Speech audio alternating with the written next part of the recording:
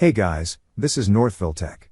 In this video, we're gonna learn how to change your phone number on Domino's Pizza. Open the website dominos.com, then click on the option that says Sign in and earn rewards.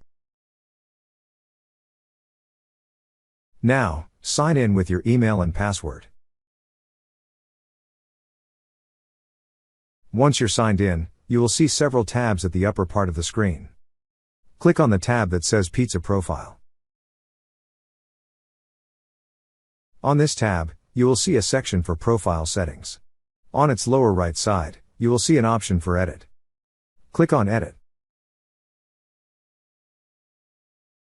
Now, under Personal Information, you will see an Edit button. Click on Edit. Then a pop-up window will appear.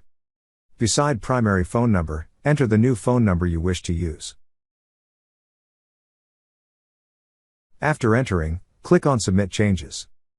That's how you change your phone number on Domino's Pizza. Thank you so much guys for watching, and if you have not yet subscribed to our YouTube channel, please subscribe to our YouTube channel as we create tech videos almost every day. Also check out our website northvilletech.com for great tech articles, and our recommended resources in the description below for various sign-up bonuses.